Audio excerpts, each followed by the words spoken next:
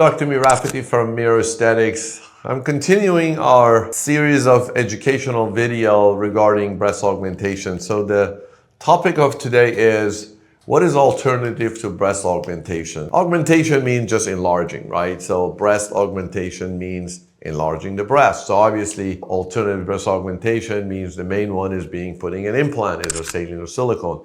Alternative to it, how can you make your breast prettier, nicer, fuller, not using an implant? Well, the most common way is fat injection, where we actually go grab some fat from abdominal area, inner thighs, little flank area. Those are the good area that fat survives. So remember, you can't just grab fat from anywhere. You have to grab fat from areas that can survive, areas that can grow. The idea is not just put the fat in there for a period of time for it to go away. You want it to actually get blood supply, becomes part of your breast tissue, and hopefully it grows and looks better 2 years down the line, 3 years down the line. But you also do look good right away because you're putting fat in there. However, I did another video about just fat transfer to breast, and you can refer to that one about the full detail about fat transfer to the breast surgery. But it does have its limitation. It is not bulletproof. It doesn't work for everybody.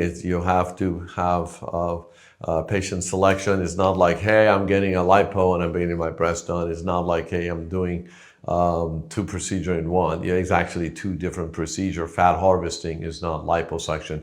And I explained that in detail in my other video that you can watch. However, fat transfer is a very good viable alternative for people who are a good candidate and have a good expectation, or at least a reasonable expectation, because remember, you can't go from size A to size D with fat transfer. There's a limit. Other people actually try to put fillers. So if you have a little bit of a divot, you actually want to just enlarge it temporarily. If you go into a party, you want to just make it a little bit bigger.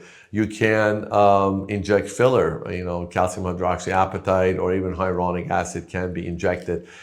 Be cautious about calcium hydroxyapatite because it is calcium, and sometimes it can calcify and mimic what some radiologists can see as a breast cancer. So I would probably not go that route, but hyaluronic acid is a good viable alternative. Now with this regenerative medicine is the upcoming thing where we actually get your blood, what we call the activated fibrin gel. We turn it into a gel and we inject the gel into the breast tissue. And that what it does do, it helps to produce a collagen and also kind of firm up the breast. But again, that also has its limitation. It's not like, hey, I'm flat, I want to go to size D. Why don't I just do activated fibrin gel? It's a very patient selective, and you have to explain to the patient the positive and negative of it, so patient understand before trying to go that route. But obviously, it's a non-surgical procedure. You're doing it awake, and you can certainly make minor changes to the breast, and you're good to go. Oftentimes, not oftentimes, but sometimes, I hear a patient from this, they come from another doctor's office and they say, my doctor said if you don't want to put an implant, we just do a lift and we can bring this in together and now you have a beautifully looking breast. That's actually not true. You're only true if you have a upper pull breast. If you don't have upper pull breast, which normally when people seeking breast augmentation, they don't, then when you're lifting it, you actually can get basically deformity in the top. It's just flat, all of a sudden goes up with the nipple and the bottom is full. It doesn't look good. So that alternative I always shy away from, because in the long run, I basically just bought myself an implant in the future, because you come in, you're kind of flat on the top, then the nipple's hiding up, then on the bottom is the breast tissue.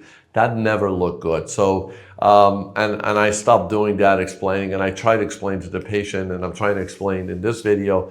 I might not be doing a good job, but when patients are here in person, I get to show them literally what it looks like and have them shy away from that. So in a nutshell, to summarize it, what is the alternative to the breast implant? Actually putting an implant for breast augmentation, putting an implant. Alternative to the implant is fat transfer, very patient selective, I think is a good viable reason. Activated fibrin gel, which means just getting your blood and and basically separating the growth factor and converting it into a gel and injecting into the gel into the breast tissue, what we call the regenerative medicine.